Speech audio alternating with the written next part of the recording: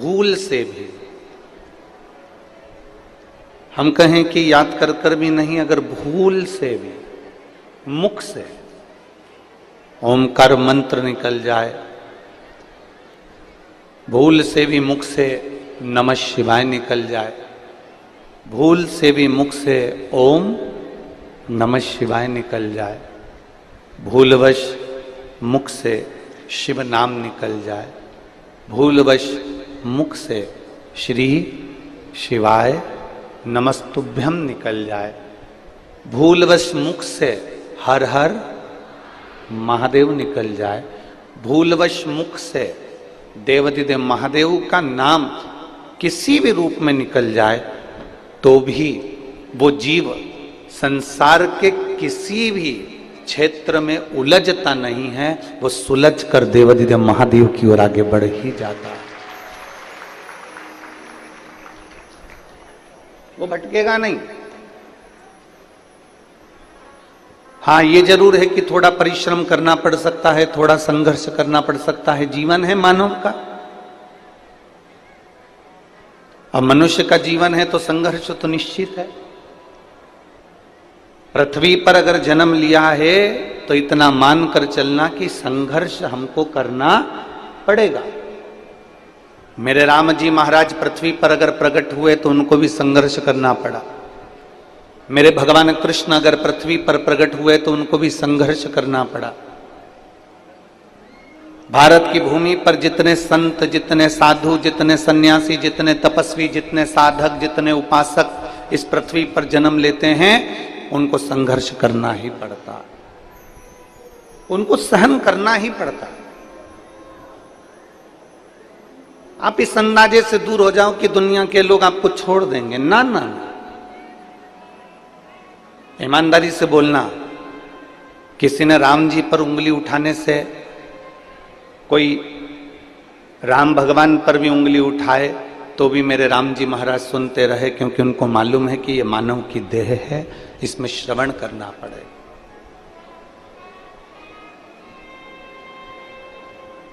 इसमें सहन बहुत करना है। और सबसे ज्यादा सहनशीलता अगर किसी को चाहिए तो वो भारत भूमि की मेरी माताओं को चाहिए, क्योंकि एकदम कोई ने कुछ बोला और आप एकदम उसका पलटवार कर दिए, कोई ने कुछ बोला और आपने उसको अपशब्द कह दिया, कोई ने कुछ बोला और आपने उसके ऊपर कुछ कह दिया, ना ना ना। अरे मत बुरे कर्म कर बंदे वरना पछताएगा, भगवान की आंखों से तू बच नहीं पाएगा, तू बच नहीं पाएगा। अरे ओ अज्ञानी मत कर नादानी, अरे ओ अज्ञानी मत कर नादानी। तेरे कर्म का फल भी तू ही पाएगा, जैसा किया तूने तेरे आगे आएगा। मत बुरे कर्म कर बंदे वरना पछताएगा, भगवान की आंखों से तू बच नहीं पाएगा, तू बच नहीं पाएगा। कोई कुछ कहे, आप उस जगह पर मौन रहना चालू करो। कोई गलत चीज हमारे पास में आ जाए, आप उसका त्याग करना चालू करो। कोई ने आपको गाली दे दी, आप उसका त्याग कर दीजिए। त्याग किसका करना? व्यक्ति का त्याग नहीं करना, गाली का त्याग करना। कोई गलत विचार मन में आ रहा है, त्याग उसका कर दीजिए। त्याग व्यक्ति का नहीं करना, हमें गलत विचार का त्याग करना, गलत सोच का त्याग करना, गलत दृष्टि का त्याग करना। कई लोगों को देखा है हमने,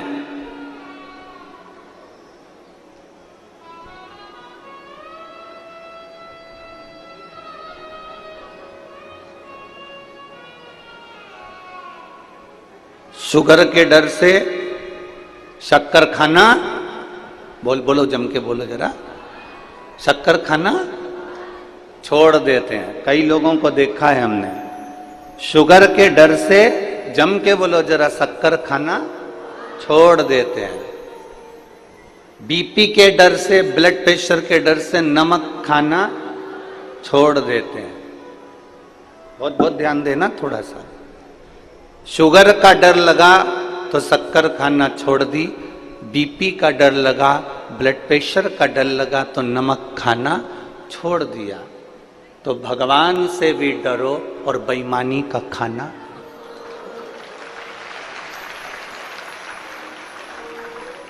बेकार खाना छोड़ो। शुगर से डरे तो शक्कर खाना छोड़ी है, बीपी से डरे तो नमक खाना छोड़ा है। परमात्मा से थोड़ा सा डरिएगा और डर करिए। कोई गलत किसी ने कह दिया, हमें उस गलत बात को छोड़ देना। कोई गलत व्यसन आ गया, उस व्यसन को हमें छोड़ देना। गलत विचार आ गया, उस गलत विचार को हमें छोड़ देना। गलत कोई ने गाली दे दी, उस गाली को हमें, व्यक्ति को नहीं छोड़ना, उस गाली को छोड़ देना। मेरे भगवान कृष्ण को तो उनके बुआ के लड़के ही गाली बक रहे थे।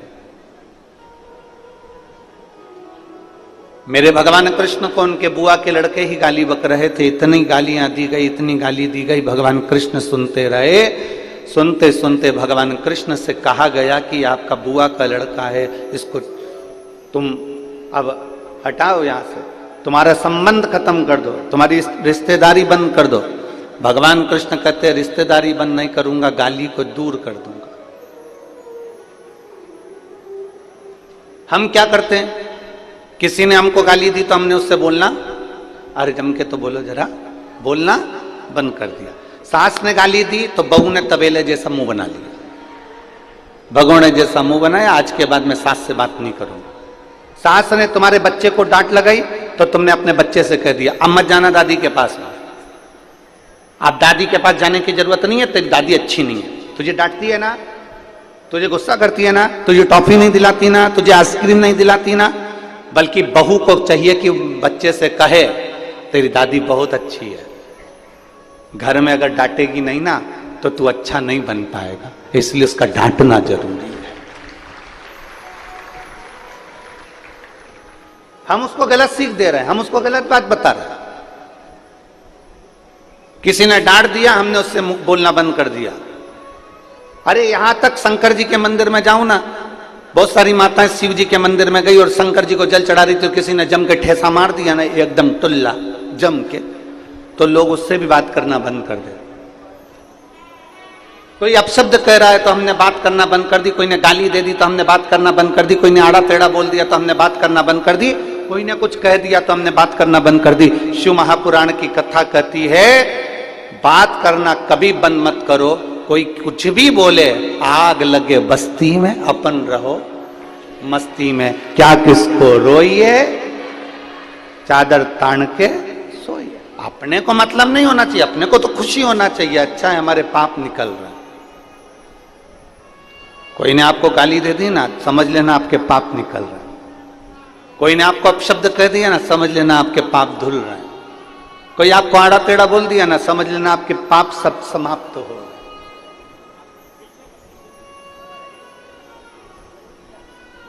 हमें बातचीत बंद नहीं करना है।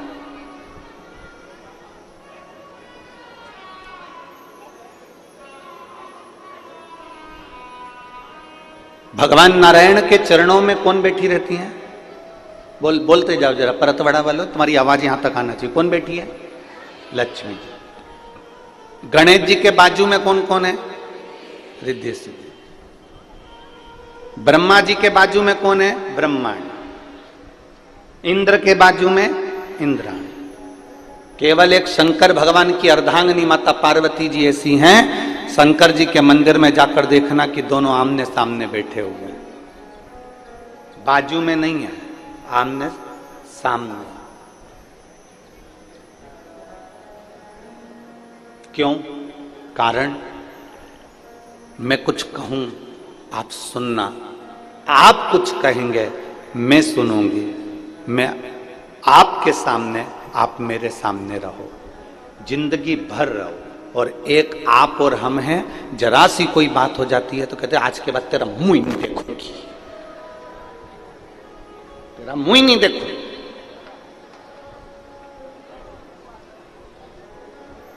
आज के बाद मेरे सामने आना मत, तेरा मुंह ना देखूं मैं। ना ना, शिव पार्वती की कथा कर रही है, कितना भी क्लेश हो जाए, कितना भी विवाद हो जाए, कितनी भी गलत बात हो जाए, तो भी अपनी बोलचाल बंद नहीं करना अपना।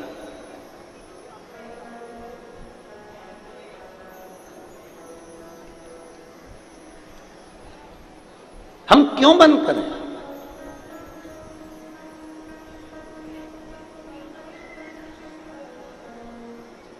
शिव जी को ज्यादा क्रोध आता था कि पार्वती जी को ज्यादा क्रोध आता था? अब दोनों का संतुलन करिए जरा।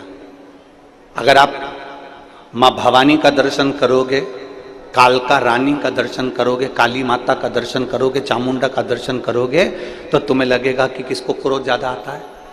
पार्वती जी को। और यदि आप भगवान शंकर का दर्शन करो, जिन्होंने अपनी जटा का बाल थोड़ा वीरभद्र को उत्पन्न करा और दक्ष प्रजापति की यज्ञ को विध्वंस कर दिया, जिन्होंने क्रोध में आकर कामदेव को भस्म कर दिया, अगर आप दर्शन करेंगे तो फिर आपको लगेगा कि शंकर को ज्यादा क्रोध आता है।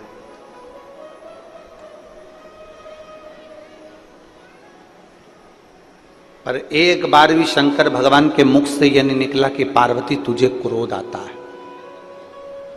पार्वती जी ने एक बार भी मुख से यह नहीं कहा कि भोलेनाथ तुमको क्रोध आता है, क्योंकि ना शंकर भगवान को पार्वती में क्रोध नजर आ रहा है, ना पार्वती को शिव जी में क्रोध नजर आ रहा है। ये दोनों एक दूसरे में वात्सल्यता देख रहे हैं, क्योंकि जिसके अंदर जो भरा होता है सामने वाले में वो नजर आना प्रारंभ हो जाता है। पति चिल्ला रहा है, पति अपशब्द बोल रहा है, और चिल्लाते चिल्लाते इतने में पत्नी ने दो शब्द कह दिए तो पति चिल्लाकर बोला, ये देख कितना गुस्सा कर रही है। अपने पति से ऐसे बात करना चाहिए?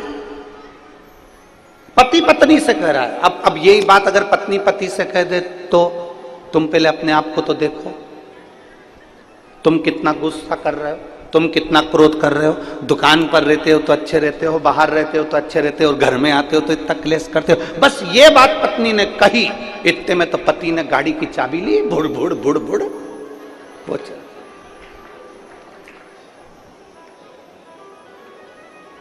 फिर गलत किसने कहा? जरा विचार करिए, बच्चा जब छोटा रहता है तो हम कहते हैं कितना नटखट है। बोलो बोलो, जम के बोलो, एक बार बोल के बताओ, बच्चा कितना नटखट है।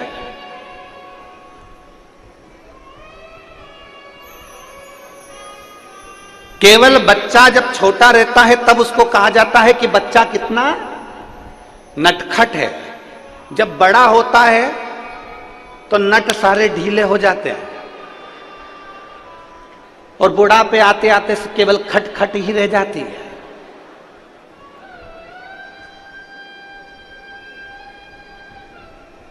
अब कोई बुढ़ापे में किसी बुढ़े व्यक्ति को 80 साल की अम्मा को कोई कह दे, अम्मा कितनी नटखट है,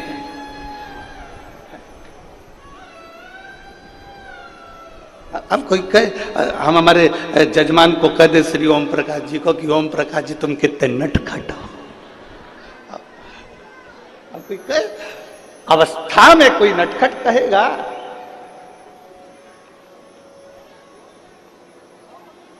कौन कहेगा? हम क्या देख रहे हैं, हम क्या बोल रहे हैं?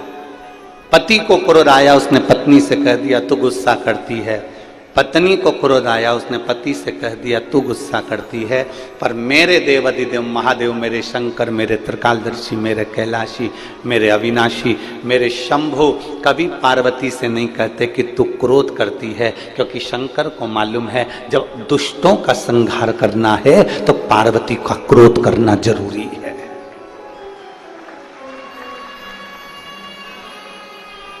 जब दुष्टों का संहार करना है तो पार्वती का क्रोध करना जरूरी है।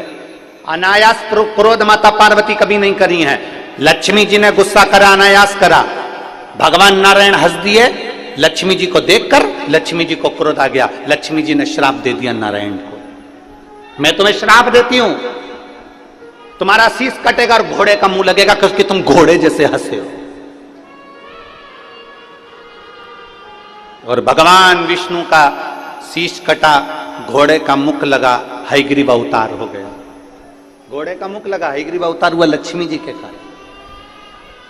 यहां क्रोध लक्ष्मी जी को नहीं आना था, पर क्रोध आया, अनायास क्रोध लक्ष्मी जी को आ सकता है, अनायास क्रोध ब्रह्माणी को आ सकता है। ब्रह्माणी को क्रोध आया ब्रह्मा जी के ऊपर जब यज्ञ कर रहे थे पुष्कर राज की भूमि पर।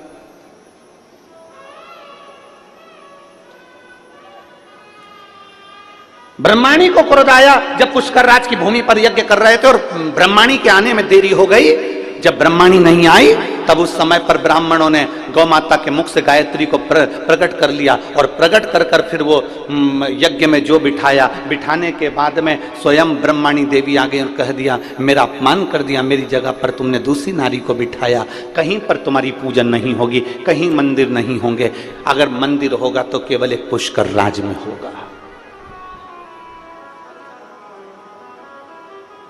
केवल एक पुष्कर राज।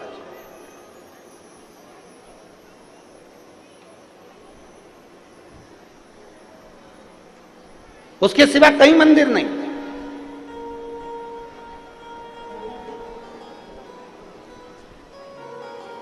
और किसी स्थान पर तुम्हारा मंदिर नहीं होगा।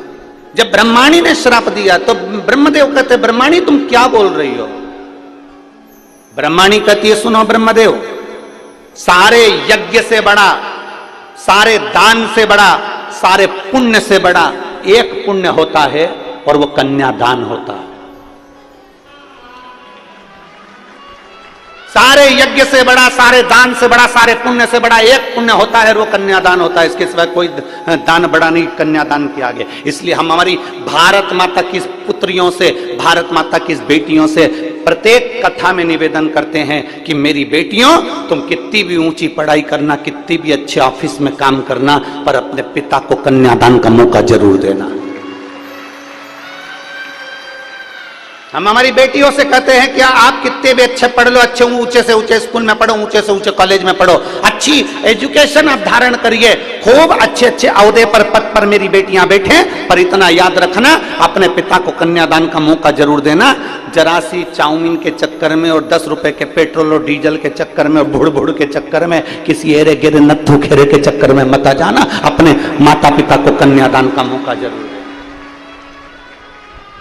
ब्रह्माणी ने ब्रह्मदेव से कहा, सबसे बड़ा दान कन्यादान होता है, सबसे बड़ा यज्ञ कन्या का विवाह होता है, सबसे बड़ा दान पुण्य अगर माना गया है तो कन्या का दान माना गया है। इसलिए आप जब इस पृथ्वी पर कन्यादान कर लोगे तब ब्रह्मदेव आपका मंदिर इस पुष्कर राज की धरा पर पूजनीय हो जाएगा, उस मंदिर का आनंद हो जाएगा। तब ब्रह्मदेव सतयुग त्रेता सब निकलता चले गया, द्वापर आ गया और ब्रह्मदेव ने विचार करा, अब मैं किसका कन्यादान करूं? तब देव ऋषि नारद ने कहा, उसी पल उसी घड़ी देव ऋषि नारद ने कहा कि भगवान कृष्ण का प्रागट्य हुआ है और भगवान कृष्ण का प्रागट्य हुआ है और बरसाने की राधा रानी के साथ में बाल्यावस्था में जिस विवाह को कोई नहीं जानता, केवल एक ब्रह्मदेव जानते हैं, केवल एक नारद जी जानते हैं, केवल एक राधा जानती है और एक केवल एक कृष्ण जानते हैं। बाल्यावस्था में भगवान ब्रह्मदेव ने नारद जी की साक्षी में भांडीर वन में बैठकर राधा जी का कन्यादान कर दिया। तब जाके ब्रह्मदेव का पूजन पुष्कर राज की धरा पर प्रारंभ हो गया। तब जाकर सहजता नहीं है महाराज, उसको समझना। इस विवाह को केवल ब्रह्मदेव जानते हैं, इस विवाह को केवल नारद जी जानते हैं, इस विवाह को केवल अगर जानते हैं तो राधा और कृष्ण जानते हैं, इसके सिवा वो विवाह कोई नहीं जानता। वो गोपनीय विवाह जो भांडीर वन में किया गया। लक्ष्मी जी ने क्रोध करा भगवान नारायण को, घोड़े का मुख लगा। ब्रह्माणी ने क्रोध करा ब्रह्मदेव को, स्वयं पुष्कर राज में केवल पूजे गए, बाकी के कहीं नहीं पूजे गए। तो यहाँ मेरी पार्वती मैया अनायास क्रोध नहीं करती, मेरी पार्वती मैया हर कभी क्रोध नहीं करती। जहां क्रोध की जरूरत है वहां पार्वती जी क्रोध करती हैं। और आप कभी अनुभव करिएगा, मेरा बहुओं से निवेदन है, मेरा बेटियों से निवेदन है कि आप कभी अनायास क्रोध ना करें, हर कभी क्रोध ना करें। क्रोध का भी एक समय होता, क्रोध पर थोड़ा सा कंट्रोल होना चाहिए। क्या होना चाहिए?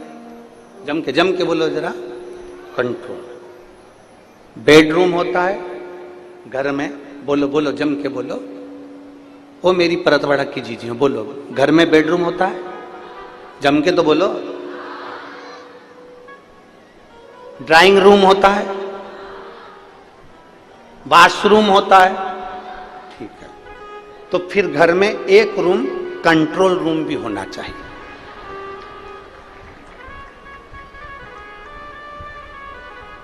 बेडरूम है ना? इधर वाली जी जरा बोलो तो, बेडरूम है ना? ठीक है। ड्राइंग रूम है ना?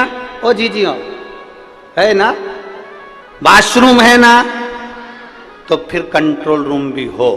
जैसे गुस्सा आए उस रूम में जाकर बैठ जाओ, अपने आप को कंट्रोल करना प्रारंभ करिए।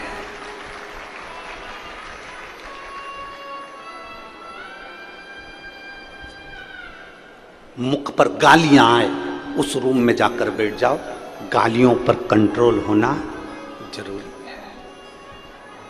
गलत विचार आए कंट्रोल रूम में पहुंच जाओ, कंट्रोल करिए अपने गलत विचारों पर। आपकी वाणी अपशब्द बोल रही है, किसी व्यक्ति के लिए अपशब्द तुम्हारे मुख से निकल रहा है, किसी के लिए आड़ा टेढ़ा निकल रहा है, किसी के लिए गाली निकल रही है, किसी के लिए ताने निकल रहे हैं। अपने भीतर जो भरा है वो ही तो बाहर निकल रहा है, जो भरा है वही तो निकल रहा है। गुलाब जामुन खाओगे, आम की डकार आएगी क्या? अरे बोलो तो जम के। कल यहां पर एक वीडियो चल रहा था परतवाड़ा का कि यहां पर वो केरी का झोलिया मिल रहा था। क्या बोलते हैं इधर महाराष्ट्र में? केरी का पना, यहीं कहीं मिल रहा था वो, उसका वीडियो बहुत चल रहा है, ठीक है। और केरी का पना लोग बांट रहे थे, केरी का पना निःशुल्क सबको दे रहे थे, गिलास भर भर के लोग पी रहे थे। अब तुमने केरी का पन्ना पिया, ठीक है, अरे बोलो तो जम के। अब केली का पन्ना पीने के बाद में जलेबी की डकार आएगी क्या? काय की डकार आएगी? केरी के पन्ने की। जो अंदर भरा है डकार भी तो उसी की आएगी। अंदर अगर विकार भरे हैं तो विकार की डकार आएगी, गालियां भरी है तो गालियां ही डकार में निकलेगी, अपशब्द भरा है तो अपशब्द निकलेगा, घृणा भरी है घृणा निकलेगी। तुम्हारे अंदर जो भरा होगा जब तुम बोलोगे तुम्हारे अंदर से वही निकलेगा जो तुम्हारे अंदर कूट कूट कर जो घृणा नफरत अपशब्द भरा पड़ा है वो निकलेगा, बाहर निकलेगा।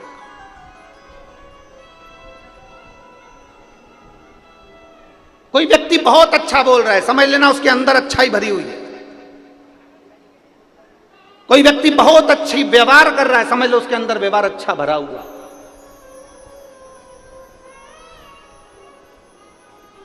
इसलिए बारंबार कहते, इसलिए अवगुण बहुत किए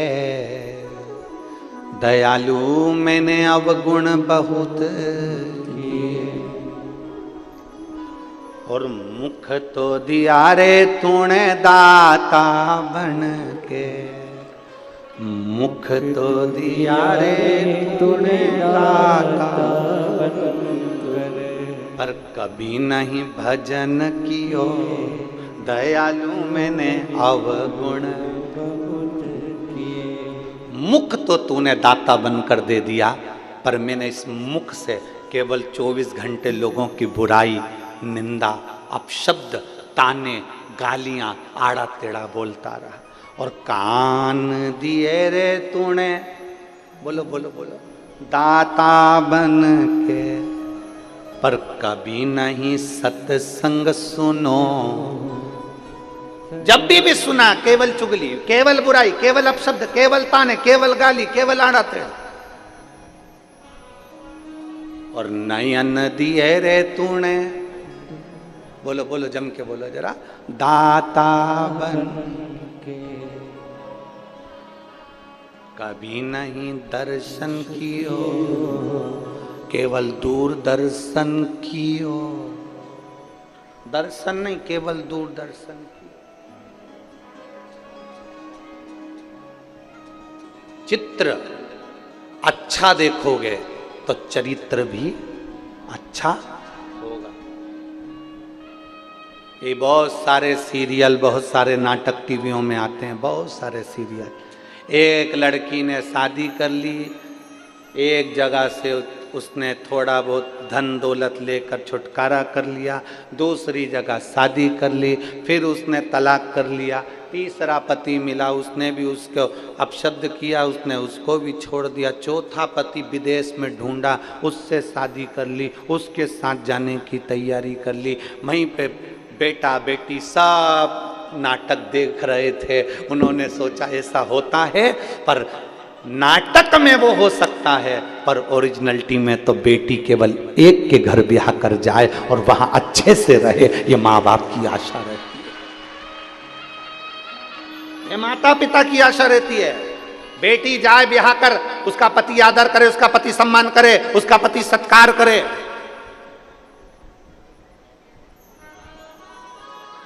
ये हर माता पिता का एक मन का भाव होता है, प्रत्येक माता पिता का।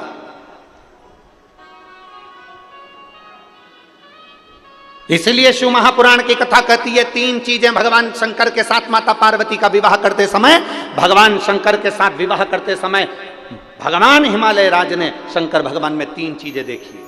तीन चीज महाराज,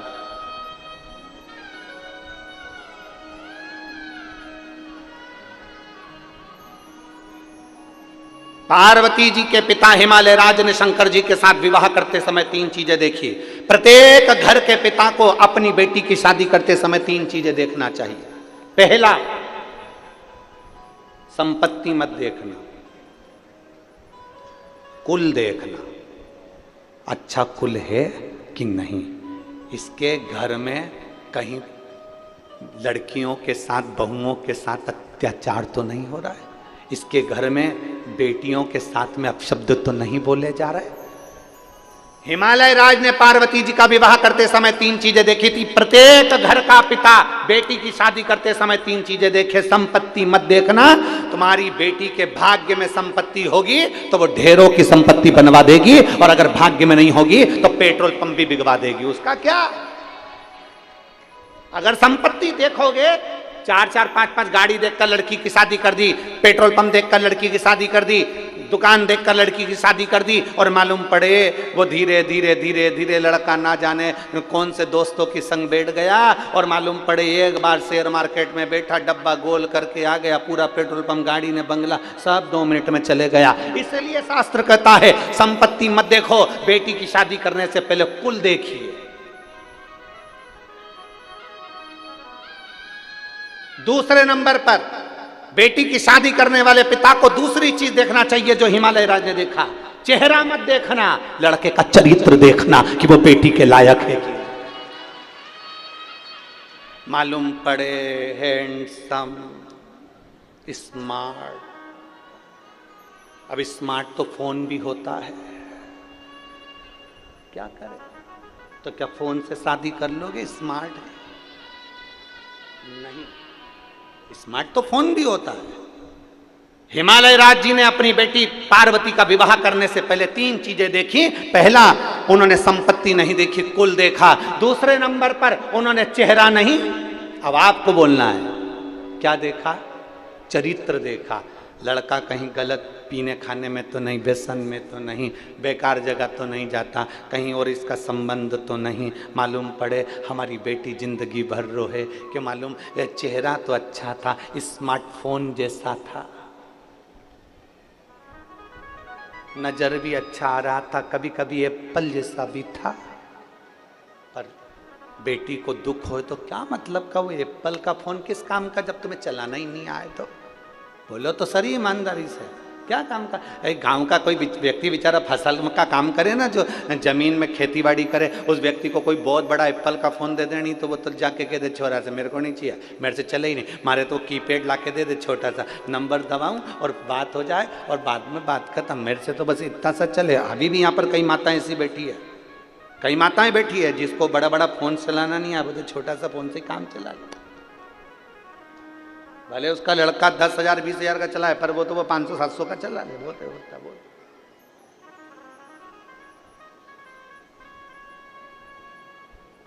उसको जरूरत ही नहीं।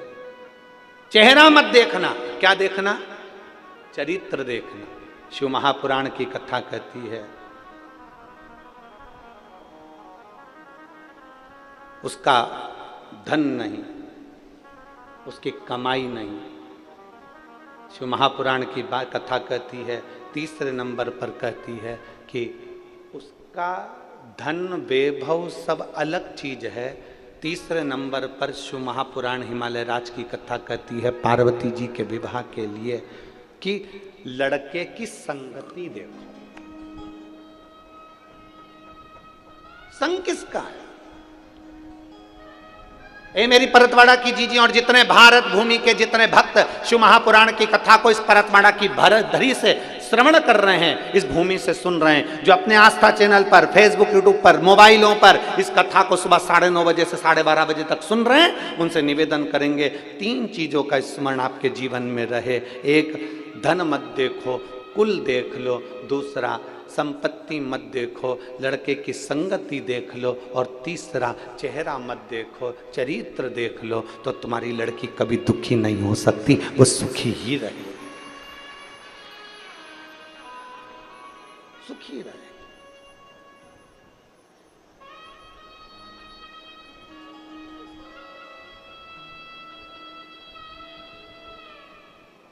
इसलिए शिव के सिवा कहीं दिल ना लगा, शिव के सिवा कहीं दिल ना लगा, वरना पड़ेगा तुझे आंसू बहाना, वरना पड़ेगा तुझे आंसू बहाना, शिव के सिवा कहीं दिल ना लगा। अपने चित्त को, अपनी वृत्ति को, अपने मन को कहीं दूसरी जगह लेकर नहीं, अपने मन को भटकाना नहीं है, अपने मन को भ्रांतियों में नहीं लेके जाना, अपने मन को भ्रम में लेकर नहीं जाना। कोई गलत बोल रहा है, उसके अंदर गलत भरा होगा इसलिए गलत बोला उसने। कोई आपको अपशब्द कह रहा है, उसके अंदर ईर्ष्या भरी होगी इसलिए कोई अपशब्द कह रहा है आपसे। एक उंगली किसी पर उठाई है, कितनी उंगली? ये ऐसा है, जब एक उंगली हम किसी पर उठाते हैं तो ये 3 उंगलियां हमारी ओर जाती है कि तू अपने अंदर झांक कर देख कि तू क्या है। एक उंगली किसी पर उठाई है तो ये 3 उंगलियां बता रही है कि अपने खुद के अंदर झांको कि तुम क्या हो।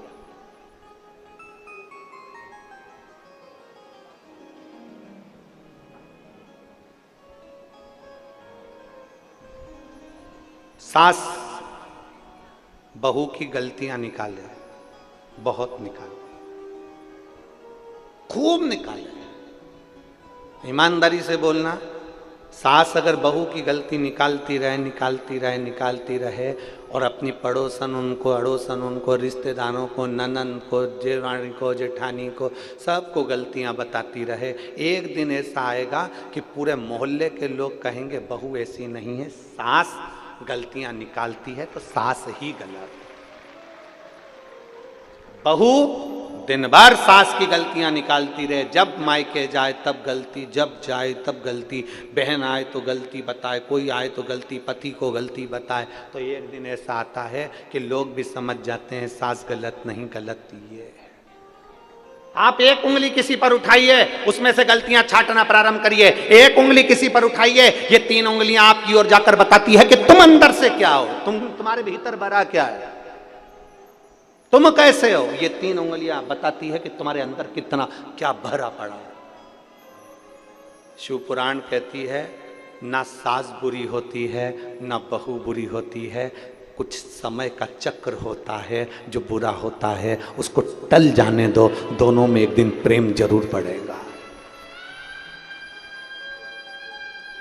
एक लड़की की शादी हुई, लड़के से उसका विवाद हो गया, मायके चली गई, मायके वालों ने कह दिया मत जाना, तू हमारे पास रह। शिव महापुराण की कथा कहती है थोड़ा टल जाने दो, इस संवाद को थोड़ा टल जाने दो।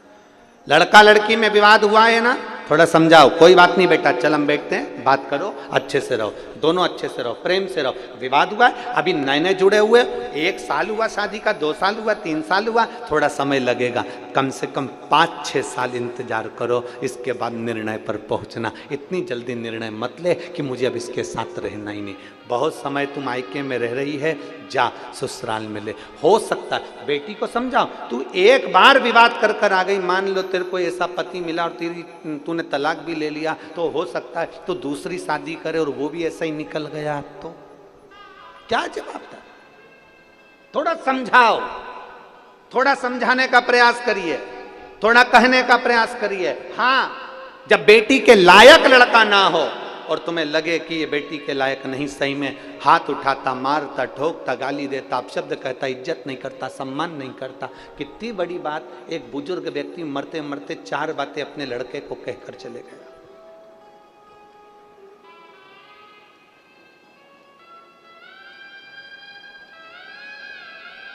एक बुजुर्ग व्यक्ति मरते मरते 4 बातें अपने लड़के को कहकर गया, और 4 बात परतवाड़ा के एक एक व्यक्ति के दिल में बैठना चाहिए। एक बुजुर्ग व्यक्ति मरते मरते 4 बातें अपने लड़के को कह गया, बेटा छांव में जाना, छांव में आना,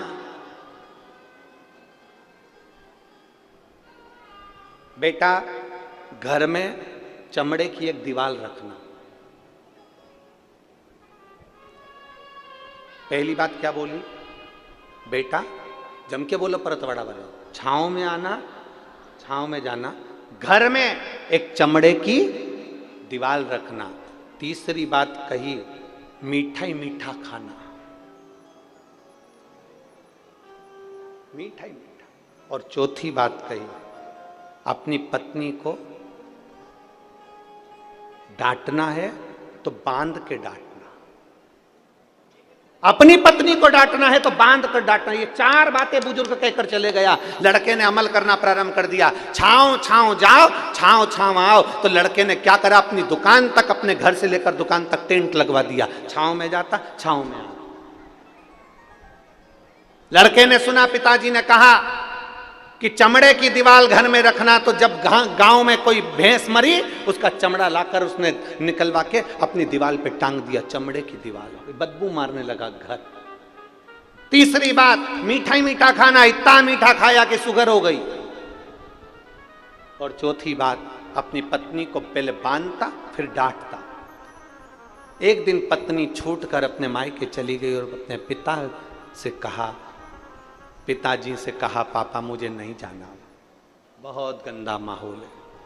पहले तो अच्छे थे, पर जब से पिताजी मरे 4 चीजें इनको बताकर चले गए, मीठा ही मीठा खाओ, चमड़े की दीवार रखो, और पत्नी को जब भी डांटना तो बांध कर डांटना, और छाँव छाँव जाना, छाँव छाँव आना। जमाई आया अपनी पत्नी को लेने के लिए। ससुर ने कहा, बेटा क्या बात है, तुम पहले तो ऐसे नहीं थे, तुम पहले ऐसे नहीं थे बेटा, क्या हुआ? तो कहा, मैंने अपने पिताजी का कहना माना है, मेरे पिताजी मरने से पहले ये सब चीजें बोल कर गए थे, बस बता ही रहे थे 4 चीजें, और पिताजी मर गए, उन्हें समझाया नहीं मुझको, मैंने जो सुना वैसा मैंने करा। पिताजी कह गए थे छाँव में जाना, छाँव में आना, तो मैंने अपनी दुकान तक, घर से लेकर दुकान तक टेंट लगवा दिया। लड़की के पिताजी ने कहा, तुमने अपने पिता के शब्दों को सही से धारण नहीं करा। तुम्हारे पिताजी ने कहा था छाँव में जाना, छाँव में आना, मतलब जब भी अपने व्यापार के लिए जाना, दुकान पर जाना, तो सुबह जाना और शाम को आना। छांव में जाना, छांव में आना मतलब सुबह जल्दी जाओ, सूरज उगते से अपने व्यापार को चालू करो, और रात्रि को जब सब आनंद के साथ में छांव हो जाए, सारा व्यापार बंद कर फिर आओ। इसको कहते हैं छांव में जाना, छांव में आना। तूने टेंट लगवा दिया, इसको छांव में जाना, छांव में आना नहीं कहते। फिर कहा, मेरे पिताजी ने कहा था मीठा ही मीठा खाना, अर्थात तेरे पिताजी ने कहा था हमेशा ईमानदारी की खाना, कभी गलत मत खाना, नमक मत खाना, मीठा खाना, अपनी इज्जत से खाना। और जब ईमानदारी का कोई खाता है तो वो मीठा ही कहलाता है, भले लड्डू ना खाए पर वो ईमानदारी की मिठाई ही होती है। मेरे पिताजी ने कहा था चमड़े की दीवार घर में जरूर रखना, तेरे पिताजी ने कहा था कोई एक व्यक्ति घर में ऐसा रखना जो तुझे सतमार्ग बताता रहे, तेरी इज्जत कराता रहे और तुझे सम्मान के शब्द बोलता रहे। चमड़े की दीवार मतलब वो व्यक्ति जो तुमको उन्नति की सीढ़ी पर लेकर जाए। चमड़े की दीवार से मतलब है वो व्यक्ति जो चमड़े का शरीर है जिसका, और तुम्हें ज्ञान उपदेश दे, तुम्हें समझाए, तुम्हें अग्रण्य लेकर जाए, वो चमड़े की दीवार के बराबर होता है। घर में एक चमड़े की दीवार रखना मतलब एक मित्र, एक परिवार का सदस्य ऐसा रखना जो तुम्हें सतमार्ग बताए, वो चमड़े की दीवार है। और चौथे नंबर पर पत्नी को बांध कर डांटो, मतलब पत्नी को कभी 4 लोगों के सामने मत डांटना, अकेले कमरे में ले जाकर डांटना, इसको कहते हैं बांध कर डांटना। तू अपनी पत्नी की इज्जत क्यों गिरा रहा है? 4 दोस्तों के सामने पत्नी को अपशब्द कह दिया, रिश्तेदार आए तो उनके सामने अपशब्द कह दिया, नंदे आई तो उनके सामने अपशब्द कह दिया, नंदोई आए तो उनके सामने अपशब्द कह दिया, छोटे कई देवरानी खड़ी रहती है और पति आया और अपनी पत्नी को डांट दिया। 4 देवरानी के सामने उस जेठानी की क्या इज्जत होगी, उसका सम्मान क्या होगा? 4 दोस्तों की पत्नी के सामने आए और डांट दिया, उन 4 दोस्तों की पत्नी के सामने पत्नी की इज्जत क्या होगी? इसलिए उस ससुर ने, उस पिता ने कहा था कि पहले बांधना फिर डांटना, अर्थात अपनी पत्नी को कहीं 4 लोगों के सामने कुछ मत कहना तो कमरे में ले जाकर कहना। बस इतनी सी बात थी। उस व्यक्ति ने चरण पकड़ लिए, ससुर जी मैंने अपने पिता के शब्द को गलत सोच लिया था, मैंने अपने पिता के शब्द को गलत सोच लिया था। हम निवेदन करना चाहेंगे, दुनिया के कई लोग कथाओं को थोड़ा थोड़ा सा काट लेते हैं और उसको गलत तरह से पेश कर देते हैं। कभी बन सके गलत तरह से पेश करने से पहले उस कथा को पूरी सुनना कि सियोर वाले महाराज ने बोला क्या था, उस कथा को पूरी निकालिए, सुनिए, इसके बाद आप कहिए कि कथा गलत है कि सही है। कहने वाला कुछ भी कह दे, अपशब्द बोलने वाला अपशब्द कह दे। एक बहू ने कुछ कहा, सास ने गलत मतलब निकाल लिया। 4 तरह के लोग होते हैं, 4 तरह का मतलब निकालते हैं। पहले कथा को पूरा सुनो कि उस कथा का विस्तार वर्णन क्या करा गया है, उस कथा में बोला क्या गया था, उस कथा में कहा क्या गया था। छोटी सी बात लोगों ने, जैसे लोग कह दिए बेलपत्री पर, अरे गुरुजी ने क्या कहा था, पहले मेहनत करो, अपनी पूरा परिश्रम करना, फिर एक बेलपत्र शहद की ले जाकर समर्पित करना देवाधिदेव महादेव को। लोगों ने आधा काटा, आधा छाटा, थोड़ा सा निकाला और प्रस्तुत कर दिया। उसको समझो कहां से बोला गया है, कहां से लिया गया है, क्यों बोला गया है, किस लिए बोला गया है, उस प्रसंग को समझने की जरूरत है। उठाया, कह दिया, प्रस्तुत कर दिया ना। उस लड़के ने अपने पिता के 4 वचन को गलत सोच लिया था। टेंट लगवा दिया, मीठा ही मीठा खाया, शुगर हो गई, भैंस मर गई, चमड़ा लाकर दीवार पर टांग लिया, चमड़े की दीवार हो गई, और पत्नी का हाथ बांध कर डांटे। तो ये कहां की रीति है? पिता के शब्द को समझना जरूरी है, व्यक्ति के शब्द को समझना जरूरी है। घर में सास बोलती है, बहू को समझना जरूरी है, और बहू बोले तो सास को समझना जरूरी है। इतनी जल्दी निर्णय पर मत पहुंचना कि मुझे अब इसके साथ नहीं रहना, नहीं, साथ रहो और साथ रहकर उसको अच्छा करने का प्रयास करो कि मेरी जिंदगी इसी को ठीक करने में करना है। अब दूसरे को अच्छा करना है तो पहले क्या करना पड़ेगा? जम के बोलो जरा। बहू को अच्छा बनाना है तो सास को क्या करना पड़ेगा? बोलो बोलो, जम के बोलो री परतवाड़ा वाली जी। पहले क्या करना पड़ेगा? खुद को अच्छा बनना पड़ेगा। गायत्री परिवार वाले कहते हैं हम सुधरेंगे, बोलो बोलो जम के, हम सुधरेंगे युग सुधरेगा, हम बदलेंगे युग बदलेगा। पहले बदलना किसको पड़ेगा? हमें अपने आप को। पहले सुधरना किसको पड़ेगा? हमें अपने आप को। जब हम ही नहीं सुधर रहे तो फिर दुनिया क्या सुधरेगी? हम ही नहीं सुधर रहे। एक पंडित जी प्रवचन में कह रहे थे, 4 महीना चतुर्मास में बैंगन नहीं खाना चाहिए। पंडित जी प्रवचन में कह रहे थे 4 महीना चतुर्मास में बैंगन नहीं खाना चाहिए। पंडित जी घर गए, उनकी पत्नी ने मूंग की दाल बनाई। पति चिल्ला कर दौड़ा, मैं अभी परसों के दिन बैंगन लेकर आया था, तूने बैंगन नहीं बनाया।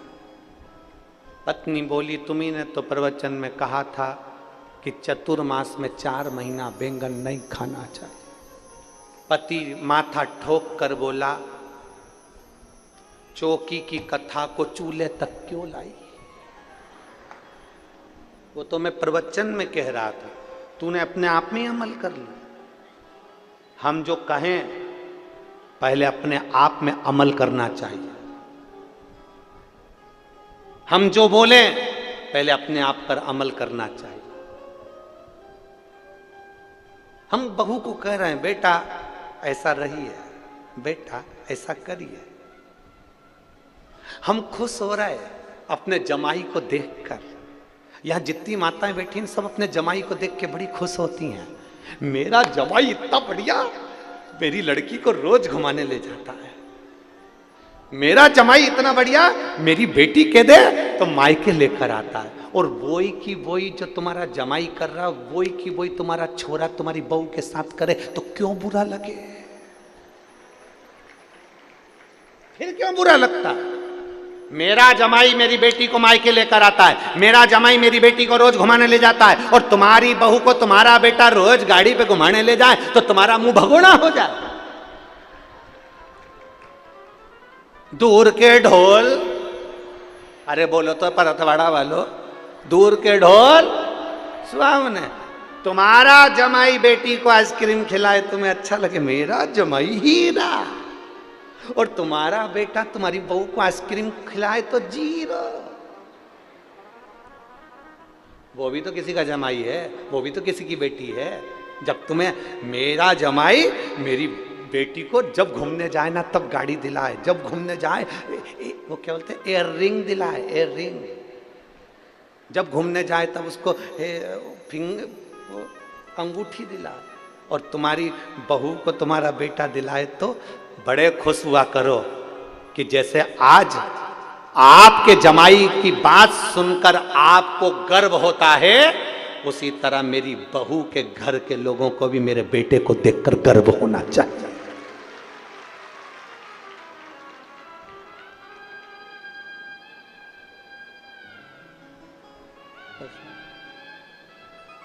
दूर के ढोल शिव के सिवा ना लगाना। बस दूसरा करे तो अच्छा, अपन करें तो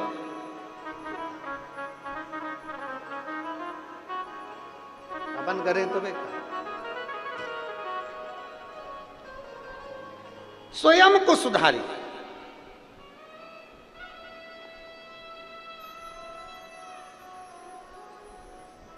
और जिस दिन हम स्वयं सुधर गए, हम सुधरेंगे। हम दूसरे से कहते हैं मंदिर जाओ, लोटा भर के जल चढ़ाओ, पहले अपने को जाना पड़ेगा। हमने दूसरे से कहा तेरे यहां ऐसा हो रहा है तो तू पशुपति व्रत कर, उसने पशुपति व्रत करे और उसका काम हो गया, और तूने पशुपति व्रत करे और नहीं हुआ। क्यों? क्योंकि तेरा विश्वास पक्का नहीं था। उसने तेरे वचन पर विश्वास करा और उसने काम किया और हो गया। एक पत्र है, देखिए।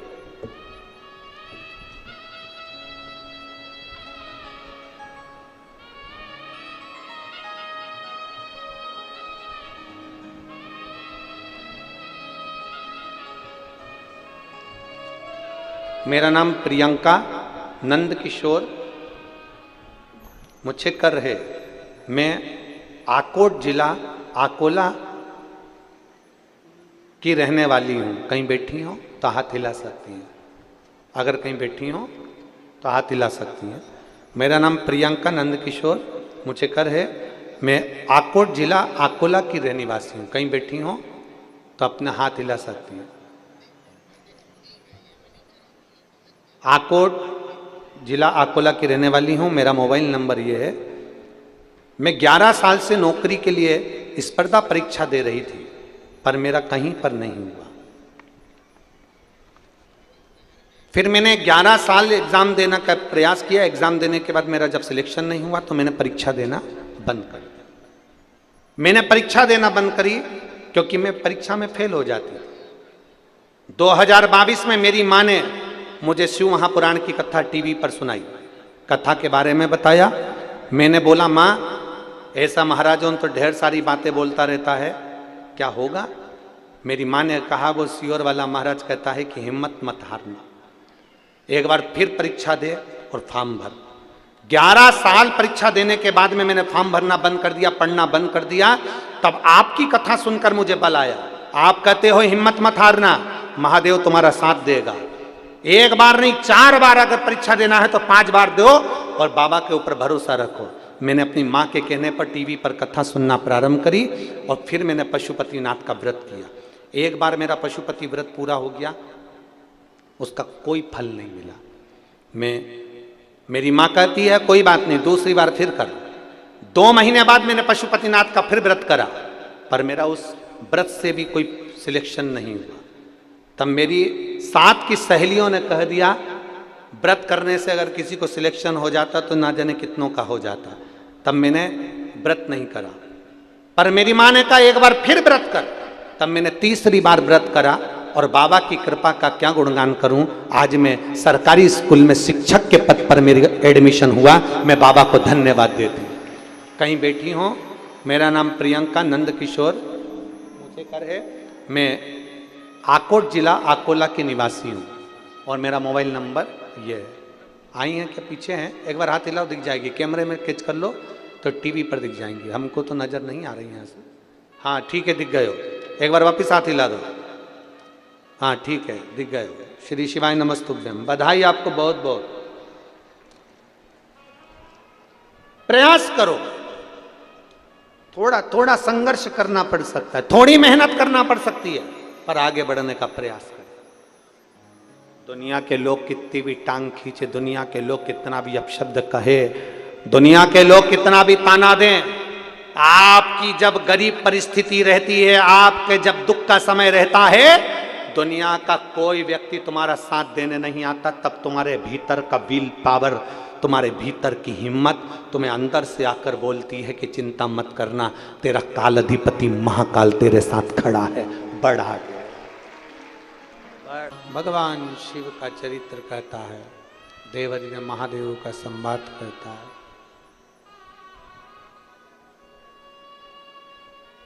संसार में कोई बुरा नहीं। देवऋषि नारद के मन में संशय आ गया था, इसलिए उस संशय को मिटाने के लिए शिवजी ने अपने नेत्र खोले थे।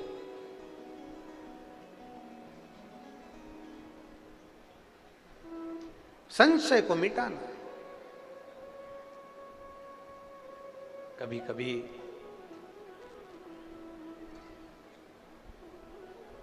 हमारे भीतर ऐसा भाव उत्पन्न हो जाता है कि हम दुनिया के दोष देखते हैं।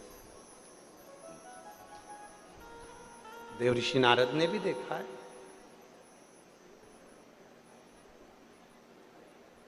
देवऋषि नारद के भीतर भी एक संशय उत्पन्न हो गया था कि भगवान शंकर सुनते नहीं, देखते नहीं, बोलते नहीं और शिव कुछ नहीं करते। ये देवऋषि नारद के भीतर एक छोटा सा भाव उत्पन्न हो। पर यहां जितने लोग बैठे हैं, ऐसा नहीं है कि सब के भीतर यह भाव होगा कि क्या भगवान शंकर, कई लोगों के मन में आ जाता है क्या शिवजी सुनते हैं? जिसने समझ लिया कि शंकर सुनता भी है, शंकर बोलता भी है और शंकर छप्पर फाड़कर देता भी है, तो वो फिर शिव को छोड़कर कहीं दूसरी जगह जाता ही, फिर वो शिव को छोड़कर नहीं। बोल बम का नारा है, जम के जरा बोल बम का नारा है, फिर वो शंकर को छोड़कर नहीं जाता, वो फिर शिव की स्तुति में लगा रहता। अपने पूरे समय को। जो भगवान ने ये 83,99,999 योनियां काटने के बाद ये 84,00,000वें नंबर की जो ये योनि दी है, इस मानव की देह को हल्का फुल्का मत लो, इसको समझो कि इस योनि में हमें भगवान की भक्ति कर कर फिर अगली योनियां प्राप्त नहीं करना। जगत गुरु शंकराचार्य जी महाराज जी कहते हैं पुनरपि जननम पुनरपि मरणम के प्रपंच से छूटना है तो शंकर को एक लोटा जल चढ़ा।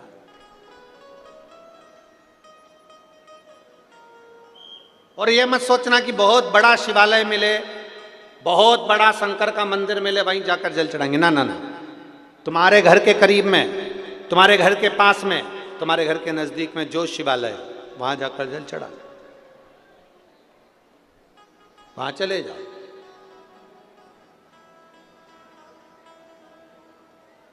घर में शंकर जी हैं आपके?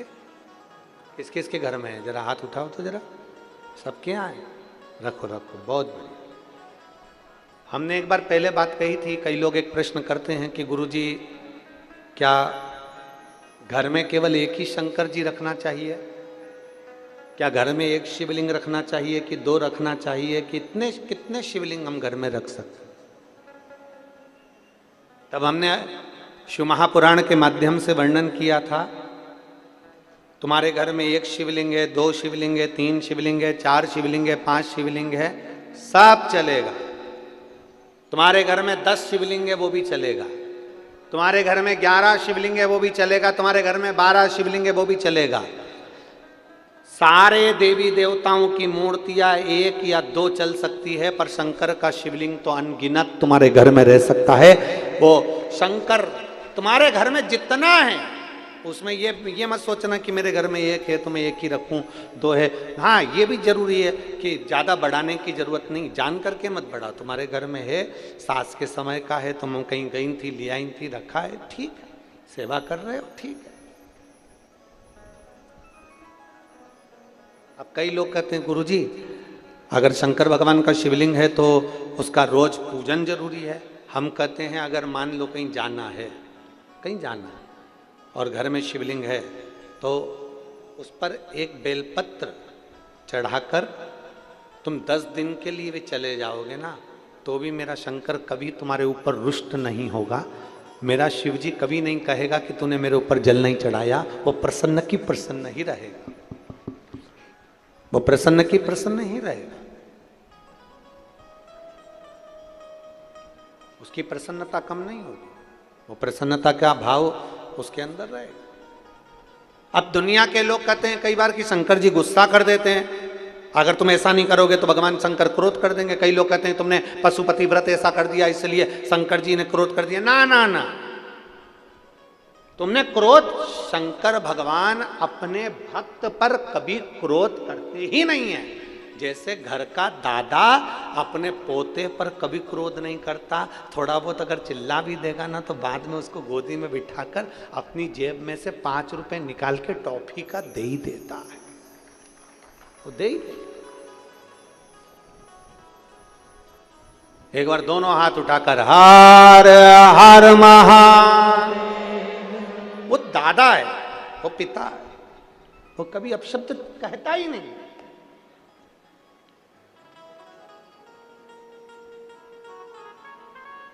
ये मेरी जीजियों, अगर तुमको कोई ऐसी राय दे ना, तुमको ऐसा कोई समझाए कि ऐसा मत करना, शंकर जी गुस्सा कर जाएंगे। मंदिर में तुम जल चढ़ाने जाओ और कई कई लोग ऐसे मिल जाते, अरे तूने ऐसा कर दिया, शिव जी रुष्ट हो जाएंगे। तो उसके हाथ जोड़ के कहना तू चुप रहे, शंकर मेरे और मैं शंकर के, क्या किसको रोइए चादर तान के सोइए, हमें क्या करना। कई लोग शंकर भगवान रुष्ट हो जाएंगे, शिव जी रुष्ट हो जाएंगे, शंकर भगवान रुष्ट हो जाएंगे, शंकर भगवान को क्रोध आ जाएगा। ना, माँ और बाप अपने बेटे से, अपने बच्चों से कितनी देर गुस्सा रह सकते हैं? बोलो बोलो, जम के बोलो। एक छोटा सा बच्चा है, माता पिता अपने बच्चे से कितनी देर गुस्सा रह सकते हैं? माता पिता अपने बच्चे से कितनी देर तक क्रोध में रह सकते हैं?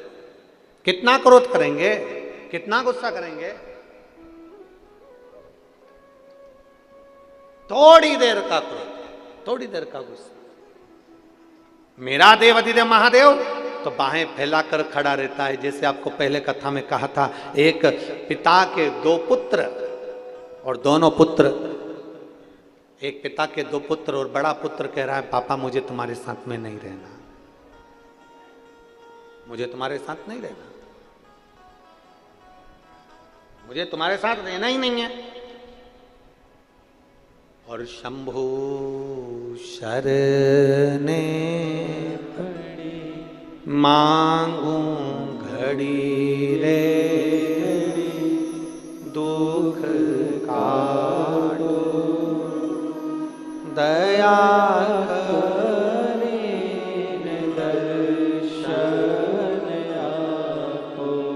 शंभु शरण पड़ी मांगू घड़ी रे घड़ी दुख काटो दया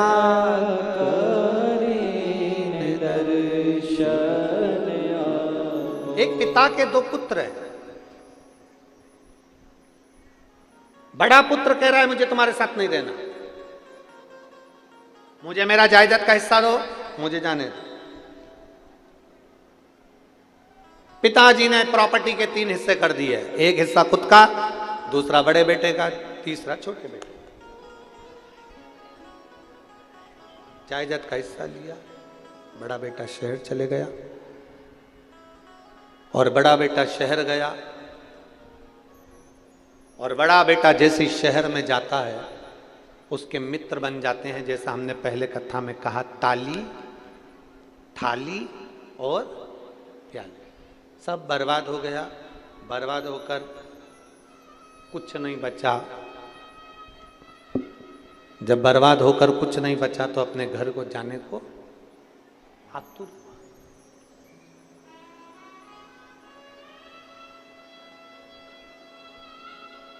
घर जा रहा है। अब उसको लग रहा है मेरा पिताजी नहीं रखेगा, अब उसको लग रहा है मेरा बाप नहीं रखने वाले। रोता बिलखता घर गया। पिताजी खेत पर काम कर रहे थे और पिताजी खेत पर काम कर रहे और अपने बेटे को जो देखा तो पिता ने बाहें फैला ली। बेटा दौड़ कर आया और अपने बाप के गले लग गया, अपने पिता के गले। पिताजी, जो आपने प्रॉपर्टी का हिस्सा दिया था वो मेरा सारा बर्बाद हो गया, सब गया। कोई बात नहीं। पिताजी ने कहा धन चले गया, तू तो आ गया ना, चिंता मत कर, ये धन और जोड़ लेंगे, चिंता मत कर, मेरी बाहें फैली हैं, गले लग जा। पिता ने उसको गले लगा लिया। अपने बेटे को बाप ने गले लगाया और गले लगाकर अपने बेटे से कहा तुझे चिंता करने की जरूरत नहीं है। शास्त्र कहता है, लोग कहते हैं कि एक गंदा व्यक्ति भी मंदिर जाता है, एक झूठ बोलने वाला व्यक्ति भी मंदिर जाता है, एक कपट करने वाला मंदिर भी जाता है, एक बेईमानी करने वाला व्यक्ति भी मंदिर जाता है, एक छल करने वाला व्यक्ति भी मंदिर जाता है, एक प्रपंच करने वाला व्यक्ति भी मंदिर जाता है। मेरे शंकर भगवान सबको अपने गले से लगाते हैं, किसी को नहीं छोड़ते, सबका कल्याण करते हैं। वो किसी को अनाथ नहीं छोड़ते, क्योंकि उसका नाम विश्वनाथ, वो विश्वनाथ है।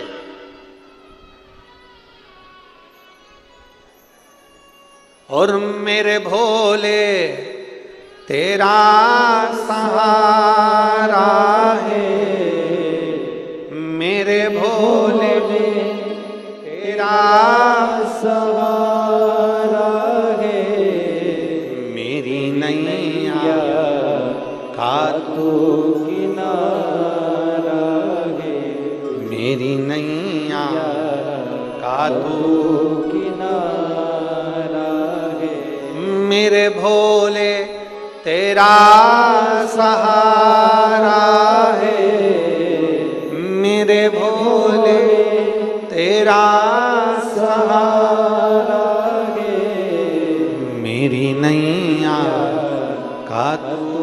किनारा है, मेरी नैया का तू किनारा है। किसी को अनाथ नहीं छोड़ता, उसका नाम विश्वनाथ है।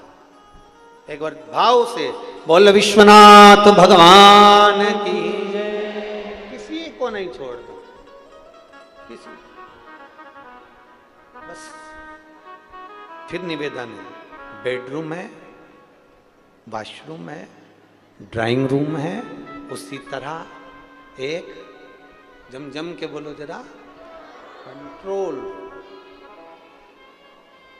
लक्ष्मी जी अपने क्रोध पर कंट्रोल नहीं कर पाई थी, ब्रह्माणी अपने क्रोध पर कंट्रोल नहीं कर पाई थी। केवल कंट्रोल करने वाली एक पार्वती जी है जो हर कभी क्रोध नहीं करती। जब असुरों का संहार करना होता है तब क्रोध करती है। इसलिए शंकर पार्वती के सामने है और पार्वती शंकर के सामने।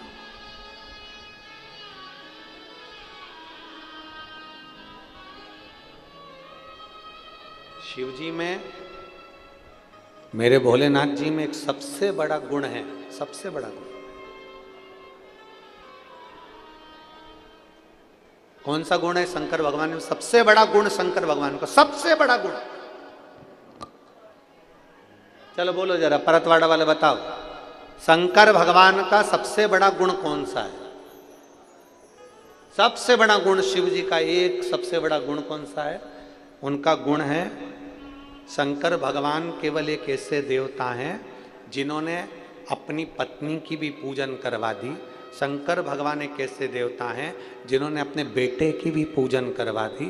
शंकर भगवान केवल एक ऐसे देवता हैं जिन्होंने अपने नंदी की भी पूजन करवा दी। शंकर भगवान केवल एक ऐसे देवता हैं जिनने अपने पोते शुभ लाभ की भी पूजन करवा दी। शंकर भगवान एक ऐसे देवता हैं जिनने पड़पोते अमोद और प्रमोद की भी पूजन करवा दी। शंकर भगवान एक ऐसे देवता हैं जिन्होंने अपनी लड़की अशोक सुंदरी की भी पूजन करवा दी। शंकर भगवान एक ऐसे देवता हैं जिन्होंने अपनी 5 बेटी जया, बोलो विषहरा, शामरी बारी, दौतली, देव, ये 5 बेटियों की भी पूजन करवा दी। शंकर भगवान एक ऐसे देवता हैं जिन्होंने अपने गले में पड़े हुए सांप की भी पूजन करवा दी। शंकर भगवान एक ऐसे देवता हैं जिन्होंने मस्तक पर चढ़ी हुई बेलपत्र की भी, बोलते जाओ जम के, पूजन करवा दी। शंकर भगवान एक ऐसे देवता हैं जिन्होंने अपने तन पर चढ़ी हुई भस्म की भी पूजन करवा दी। शंकर भगवान एक ऐसे देवता हैं जिन्होंने मस्तक पर रखी हुई गंगा की भी पूजन करवा दी। शंकर भगवान एक ऐसे देवता हैं जिन्होंने मस्तक पर रखे हुए चंद्र की भी पूजन करवा दी।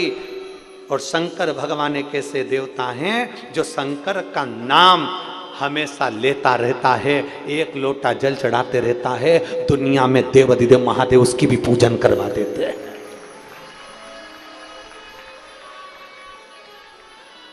आप अगर शंकर के मंदिर में एक लोटा जल चढ़ा रहे हो, आप शिव जी के मंदिर में एक लोटा जल समर्पित कर रहे हो, एक ना एक दिन ऐसा आएगा कि शंकर भगवान तुम्हें नीचा नहीं देख सकते, वो तुम्हें ऊंचा एकत्र है।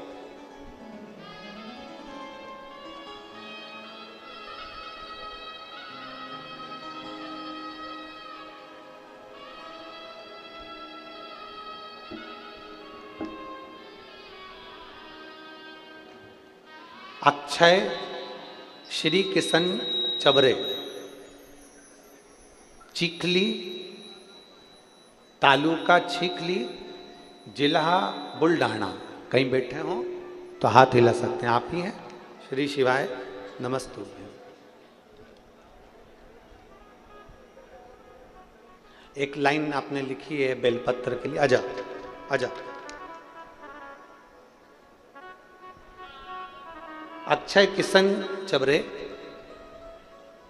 चिखली तालुका, जिला बुल्ढाना से।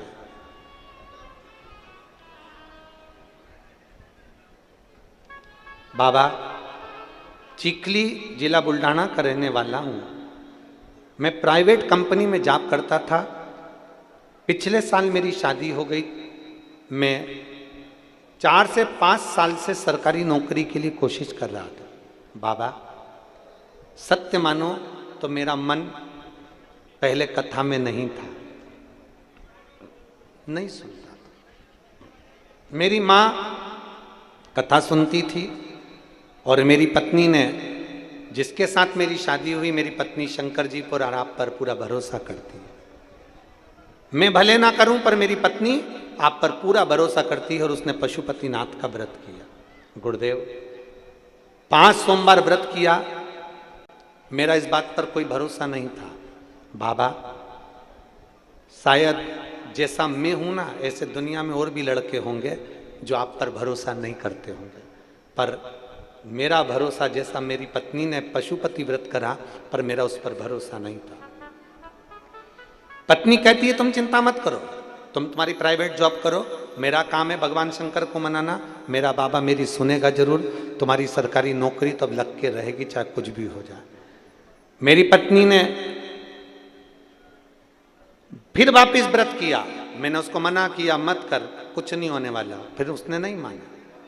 तब मेरे पिताजी ने अमरावती में आकर मेरे माता जी के कहने पर कथा श्रवण करी। फिर मेरे पिताजी ने सुना कि पंडाल में 5 जगह पर अगर कथा सुनी जाती है तो भगवान शंकर से जो मांगा जाता है वो देता है। मेरे पिताजी 5 पंडाल में जाकर कथा सुने, पंडलपुर, 40 गांव, यवतमाल, ऐसे मेरे पिताजी कथा सुनने के लिए गए।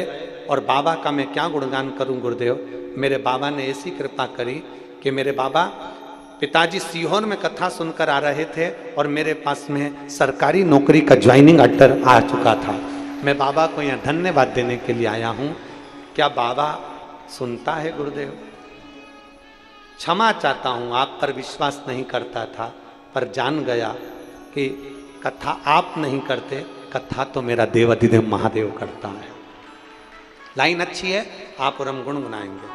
खाली ना जाता कोई दर से तुम्हारे, खाली ना जाता कोई दर से तुम्हारे, मैं भी खड़ी हूँ नंदी बाहे फसारे, अपने हृदय से लगा लो, लगा लो, गिरा जा रहा हूँ, उठा लो, उठा लो, भोले अपने दर से अब तो ना टालो, गिरी जा रही हो, उठा लो, उठा लो। बढ़िया बाबा जी।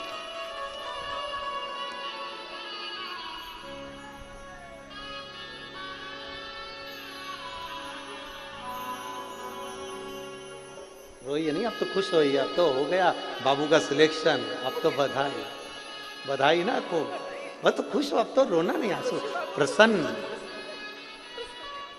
बाबा।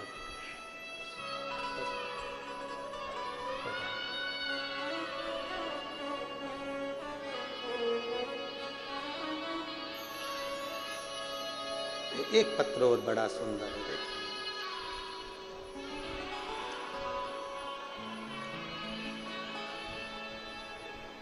पुष्पांजलि संजय भराटे, मुकाम पोस्ट कारला, तहसील तेल्हारा, तेल्हारा, ठीक है, ठीक है, जिला अकोला के निवासी हूँ। कहीं बैठी हैं? हाथ हिला सकती हैं, अगर कहीं बैठी हो तो हाथ हिला। आप ही हैं? आ जाओ, एक बार आ जाओ, आ जाओ, बेलपत्र ले आ जाओ। पुष्पांजलि संजय बराटे, मुकाम पोस्ट कारला, तहसील तेल्हारा, जिला अकोला की निवासी है। मैं बाबा के पशुपतिनाथ के व्रत का क्या वर्णन करूं गुरुदेव। मेरी बेटी जो सरकारी नौकरी के लिए प्रयत्न कर कर कर थक गई, तब उसने सोचा कि अब उसकी नौकरी नहीं लगेगी। उसने भी एक प्रण कर लिया कि वो सियोर वाला महाराज कहता है, जो ठानोगे बाबा देगा, तो शादी नहीं करूंगी जब तक मेरी नौकरी नहीं लगेगी। मैं भी अब जिद्दी हूं और सियोर वाला महाराज के कथा पर विश्वास करती हूं। तो मेरी बेटी से मैंने कहा कि तू मंदिर जाना चालू कर और मंदिर में सफाई करना प्रारंभ कर। मेरी बेटी ने मंदिर में जाना प्रारंभ करा, पशुपति व्रत भी करती, मंदिर की सफाई करती। पूरे मंदिर को पानी से धो देना, सफाई करना, वहां की पत्तियों को विसर्जन करना। मेरी बेटी ने निरंतर यह कार्य करना प्रारंभ करा। और बाबा, मैं क्या वर्णन करूं, मेरी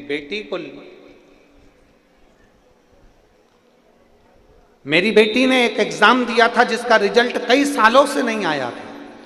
बाबा की ऐसी कृपा हो गई, आज मेरी बेटी का सरकारी नौकरी आरोग्य विभाग में लग गई। मैं बाबा को यहां धन्यवाद देने के लिए आए। एक बेलपत्री की चाह है, बाबा दीजिए, शिव तत्व है। और खाली ना जाता कोई, आप भी बोलिए प्रेम से, दर से तुम्हारे मैं भी खड़ी हूँ नंदी बाहे फसारे, अपने हृदय से लगा लो, लगा लो, गिरा जा रहा हूँ, उठा लो, उठा लो। एक विश्वास जागृत करो।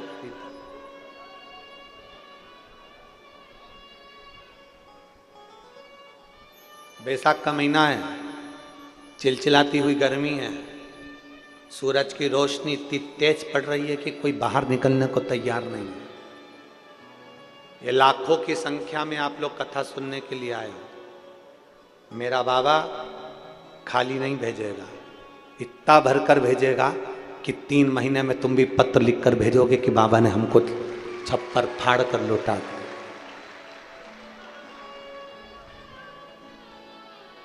शिव है वो,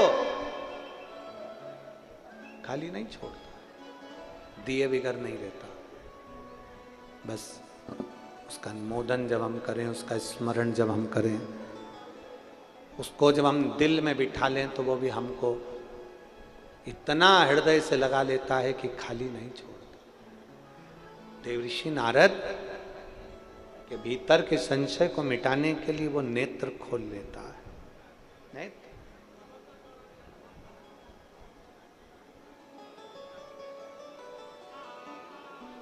अपने भक्त के कल्याण करने के लिए वो क्षण भर की देरी नहीं करता, क्षण भर की देरी नहीं करता, क्षण भर।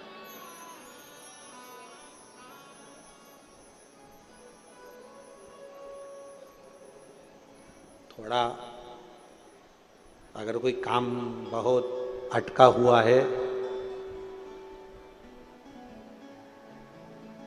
थोड़ा समय लग सकता है। हमने पहले एक बात कही थी कि फाइल अगर ज़्यादा मोटी है ना, तो ऑफिसर को भी इसको छुपाने में थोड़ा समय लगता है। फाइल अगर मोटी है तो ऑफिसर को भी इसको छुपाने में समय लगता है, थोड़ा समय लग सकता है। दुख थोड़ा ज़्यादा है, काटने में थोड़ा समय लग सकता है, पर अपने विश्वास को डिगने नहीं देना।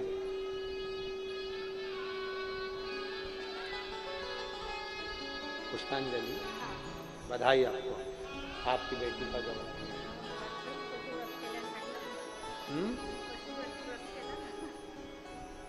महाराष्ट्र में क्या बोलते हैं, पशुपति व्रत केला टाकला। शंभू, बधाई बधाई हो।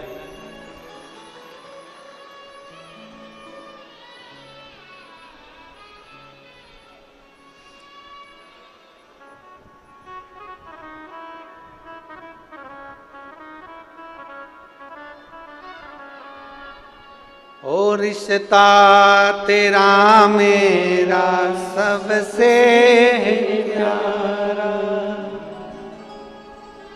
रिश्ता तेरा मेरा सबसे प्यारा, तू मेरा बाबा मैं हूँ तेरा लाला, मैं हूँ तेरा लाला, तू मेरा बाबा मैं हूँ तेरा लाला, मैं हूँ तेरा लाला। आप उससे संबंध जोड़कर रखो, उसको हर पल अनुभव कराता। देवर्षि नारद ने एक बार संबंध जोड़ा, उसने अनुभव करा दिया।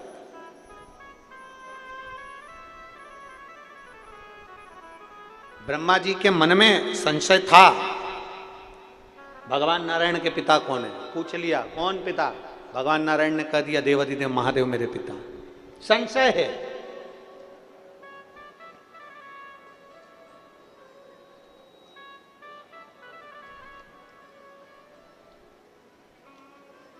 एक संबंध अगर अब पक्का है ना तो वो अनुभव कराता है। संबंध पक्का है तो अनुभव कराएगा।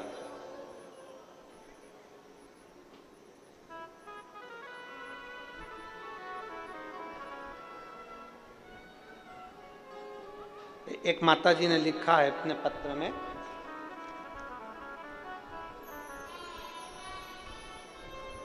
कि महाराज जी तुम्हारे सिर में चोट लगी थी, अब कोई दिक्कत तो नहीं है?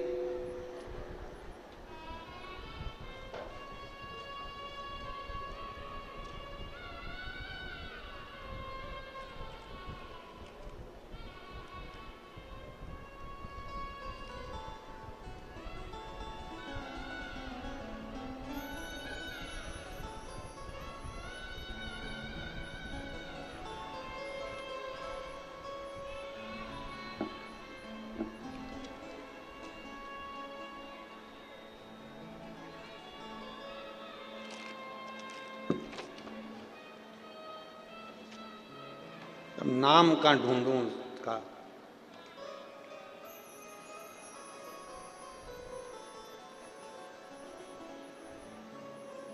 सो रागिणी नरेश यादव,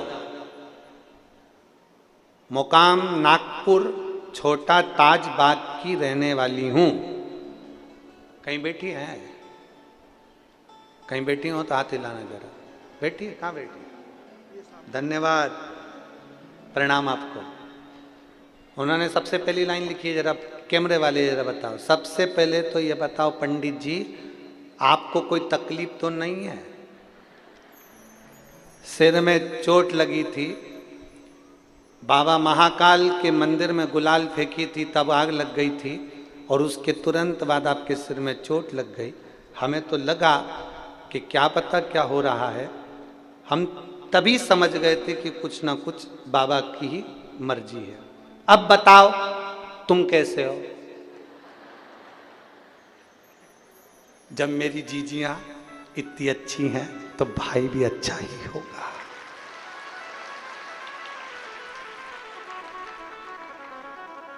और जितनी मेरी जीजी मुझसे प्रेम करती है उतने मेरे जीजा करते हैं, उतना ही प्रेम करते हैं।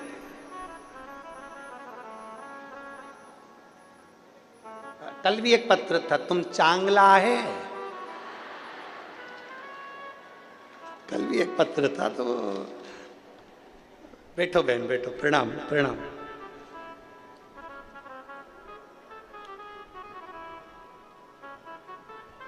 आज के समय में आप इतना स्नेह करते हैं,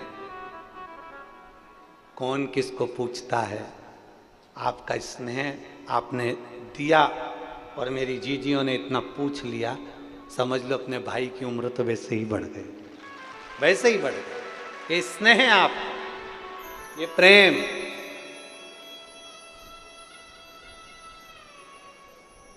शिव महापुराण की कथा कर रही है। ब्रह्मा जी के मन में संशय उत्पन्न हो गया, भगवान विष्णु के पिता कौन? भगवान विष्णु जी से पूछा तुम्हारे पिताजी कौन है? शंकर भगवान का नाम ले दिया। शिव जी तुम्हारे पिता? हाँ। एक पर्वत को घुमाना प्रारंभ करा, पर्वत से अग्नि का खंभ प्रकट हो गया, खंभ प्रकट हुआ तो उसने शिवलिंग की आकृति ले ली, शिवलिंग की आकृति ली तो उसमें से आकाशवाणी हो गई, ब्रह्मा मैं नारायण का पिता, मैं नारायण का पिता। आकृति। अब ब्रह्मा जी को संशय है,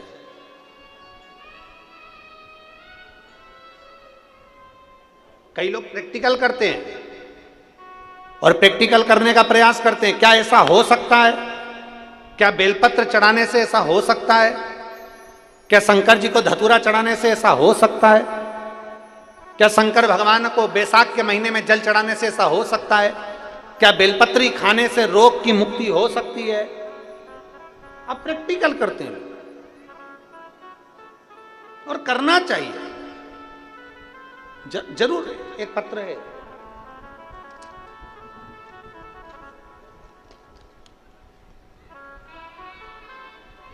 शारदा रामलाल मंडले, माया प्रेस, पेंशनपुरा, परतवाड़ा, तहसील अचलपुर, जिला अमरावती। मेरा मोबाइल नंबर ये है, कहीं बैठे हो तो हाथ हिला सकते हैं, कहीं बैठे हो तो हाथ हिला सकते हैं। शारदा रामलाल मंडले, माया प्रेस, पेंशनपुरा, परतवाड़ा, तहसील अचलपुर, जिला अमरावती। मेरा मोबाइल नंबर है, कहीं बैठ। आप ही हैं? श्री शिवाय नमस्तु। बाबा मैं परतवाड़ा की रहने वाली हूँ, मुझे 2 बेटियां और 1 बेटा है। मेरे बेटे का नाम चिरंजीवी निर्मल रामलाल मंडले है। बेटा आया है क्या? लिया उसको। मेरे बेटे का नाम चिरंजीवी निर्मल रामलाल मंडले है, उसकी आयु 11 साल है। मेरे बेटे को 1.5 साल का था तब उसकी 11 साल की उम्र तक उसको ऐसी बीमारी ने घेर लिया था कि पूरे सर से लेकर पैर तक उसके पूरे शरीर में फुंसियाँ पड़ती थी, पक जाता था और पूरा शरीर बेकार हो जाता था, जिसका फोटो मैं लगा रही हूँ। ये पहला फोटो जिसमें उस बच्चे के हाथ पैर पूरी तरह से फुंसी, फोड़े और पूरे शरीर की चमड़ी उसकी बेकार हो जाती थी, जिसमें उसके हाथ पैर के निशान आपको फोटो में आप एलईडी पर, टीवी पर देख रहे होंगे। आस्था चैनल पर इस फोटो को आप लोग देख रहे होंगे। मेरे बच्चे के पूरे शरीर में से फुंसी बढ़ती जाती थी और फूटने के बाद पानी निकलता था और वो पानी निकलकर पूरे शरीर में फैल जाता था, जिससे उसका शरीर का चमड़ी बेकार हो जाती थी। हम लोग 11 साल उसके इस दुख से दुखी थे कि इसका करें क्या। 10-11 साल में ऐसा कोई डॉक्टर नहीं था जिसका हमने इलाज नहीं करवाया। हर जगह से हमने इलाज करवाया, उम्मीद छोड़ दी कि अब ये ठीक नहीं होने वाला, क्योंकि डॉक्टर ने भी कह दिया ये रोग ठीक नहीं हो सकता। जब बीमारी का नाम तक नहीं मालूम, सब लोग हताश हो गए, तब हमारी आंख में आंसू आ जाते उसकी दर्द देखकर, उसका शरीर देखकर। तब आपने ऑनलाइन पार्थिव शिवलिंग का पूजन करवाया। हमारे पड़ोसी ने हमको कहा कि आज सियोर वाला महाराज पार्थिव शिवलिंग का पूजन करा रहा है, आप उस पूजन को करना। हमने मिट्टी का शिवलिंग बनाया, टीवी के सामने बैठकर आपके साथ में पार्थिव शिवलिंग का पूजन करा। पूजन करने के बाद वहाँ से बेलपत्री उठाकर बच्चे को खिलाई और उसके बाद में हम सीहोर पहुँच गए, जहाँ का रुद्राक्ष भी हमने लिया। उस रुद्राक्ष को पानी में गलाते, शिव जी को चढ़ाते, एक बेलपत्र उठाकर लाते, बेटे के हाथ से शंकर जी को जल चढ़वाते, पशुपतिनाथ का व्रत करते। जो बीमारी 11 साल से नहीं गई, बाबा की कृपा से आज मेरा बेटा पूर्ण तरह से 6 महीने में स्वस्थ हो गया। मैं बाबा को यहाँ धन्यवाद देने के लिए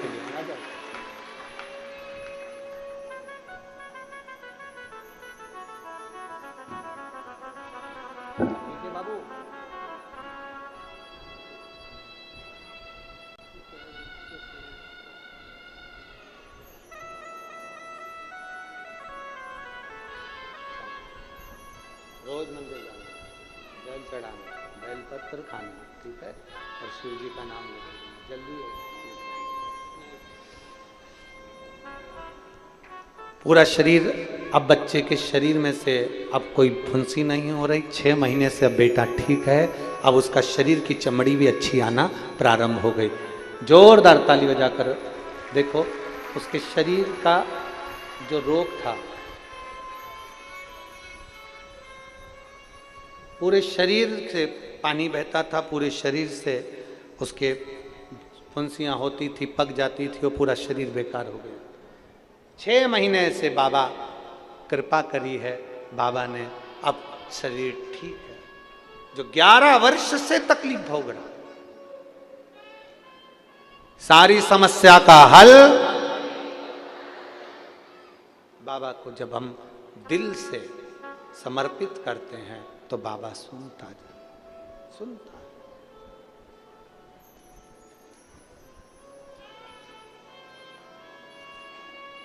क्यों ना सुन?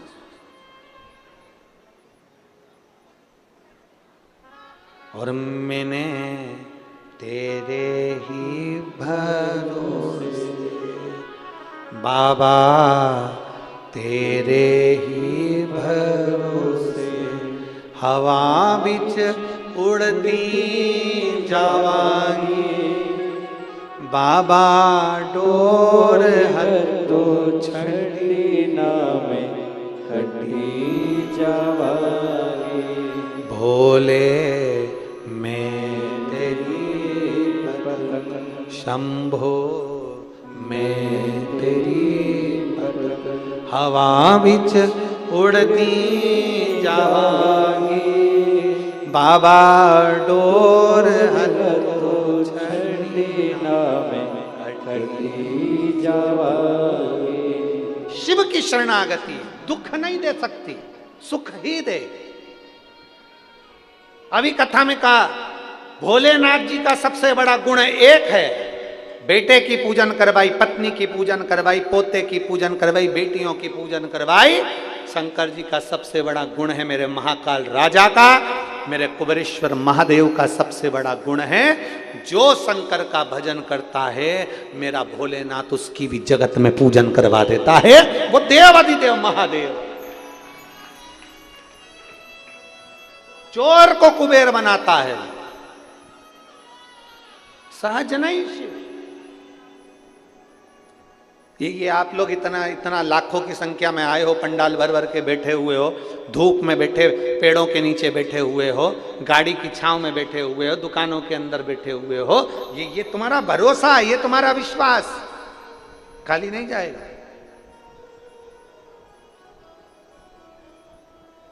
बैसाख महीने की कथा है, तुम्हारा पुण्य खाली नहीं जाएगा। दिल से सुनो, दिल से देगा। शिव कथा कर रहे, शंकर भगवान का अनुमोदन कर रहा, भगवान शिव की कथा कर रही है। देवाधिदेव महादेव का चरित्र कहता है, भगवान शंकर का शिवलिंग प्रकट हुआ। भगवान ब्रह्मदेव आकाश मार्ग में शिवलिंग का छोर देखने के लिए, भगवान नारायण शिवलिंग का चरण देखने के लिए, कुछ नहीं मिला।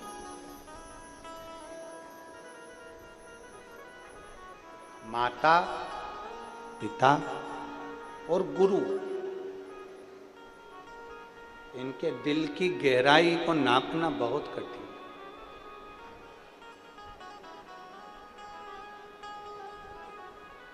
कोई व्यक्ति ऐसा होता है जो माता पिता के तुलना कर लेता है।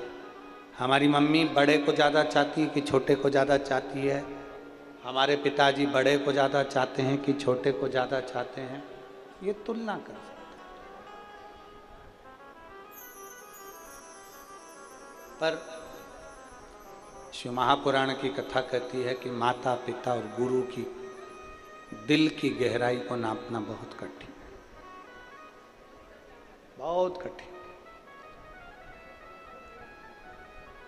कहना सरल है पर नापना कठिन।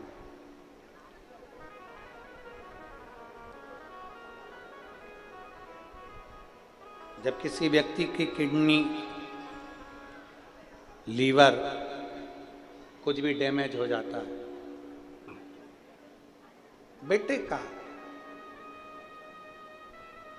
बेटे का शरीर, किडनी लीवर कोई डैमेज हो गया, उसको किडनी देने वाला कोई दूसरा नहीं मिलता, केवल अगर देती है तो एक माँ या पिता अपनी किडनी और अपना लीवर दान कर देते हैं अपनी औलाद के लिए कि मैं कष्ट में जीऊंगी चल जाएगा पर मेरा बेटा कष्ट में नहीं जीएगा, मेरे बेटे को कष्ट नहीं होना चाहिए।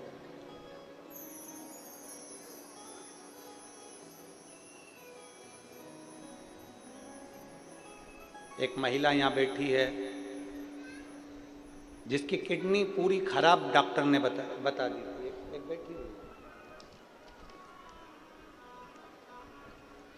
भारती बजरंग परिवाले, मैं अमरावती जिला परतवाड़ा शहर में रहने वाली हूँ। कहीं बैठी हैं परतवाड़ा की। मैं भारती बजरंग परिवाले, कहीं बैठी हो तो हाथ हिला सकती हैं, कहीं बैठी हो तो हाथ हिला सकती हैं। मैं भारती बजरंग परिवाले, मैं अमरावती जिला परतवाड़ा शहर में रहती हूँ। कहीं बैठी हो तो हाथ हिला सकती हैं। कहाँ बैठी हैं? हिलाओ, ऐसा हाथ दिख जाएगा। अच्छा, तीसरी वाली है लेडी के हाथ दिख गई हो माँ, हाथ हिला दो।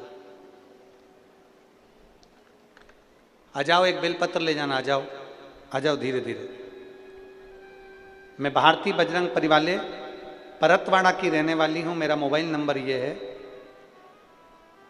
15 महीने से मैं बीमार हूं। मुझे पहली बार में पीलिया हुआ था, फिर उसके बाद मैंने आयुर्वेदिक दवा ली। दवा लेने के बाद पीलिया तो अच्छा हो गया, पर फिर मेरी तबीयत खराब हो गई। पेट में फिर दर्द होने लगा, शरीर में सूजन आने लगी। हमने गांव के डॉक्टर साहब को दिखाया। डॉक्टर साहब ने कहा कि अमरावती जाकर दिखाओ। अमरावती में दिखाया तो डॉक्टरों ने बताया कि वर्धा के सावंगी मेघे हॉस्पिटल में तब दिखाया। फिर डॉक्टरों ने जब जांच करी तो जांच में मालूम पड़ा कि मेरी किडनी काम करना बंद कर दी है और आपको लीवर खराब हो चुका है, इस लीवर का बदलना जरूरी है।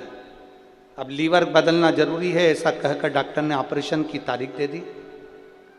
तब मैंने पशुपतिनाथ का व्रत प्रारंभ करा और एक बेलपत्र शिव जी को चढ़ाकर खाना प्रारंभ करी। 4 महीने के बाद मेरा ऑपरेशन था। लीवर बदलने की बात आ गई थी। लाखों का खर्चा, लगभग डॉक्टर ने 25 से 30 लाख रुपए का खर्चा हमें बताया था। ऑपरेशन कैसे करा थी गुरुदेव? 4 महीने के बाद मैं वापिस डॉक्टर को चेकअप कराने के लिए गई और बाबा का रुद्राक्ष का जल पीकर, बेलपत्र खाकर जब मैं वापिस जांच के लिए गई तो डॉक्टर ने कह दिया तुम्हारा लीवर काम करना प्रारंभ कर दिया है, अब तुम्हें ऑपरेशन की जरूरत नहीं है। गुरुदेव, मैं बाबा को यहाँ नमन करने आई हूँ। एक बेलपत्र मुझे व्यासपीठ की मिले, शिव तत्व की प्राप्ति हो। माता पिता के बराबर का कोई दिल की गहराई नहीं देख सकता। मेरे शंकर भगवान के हृदय की गहराई को जानना बहुत कठिन है।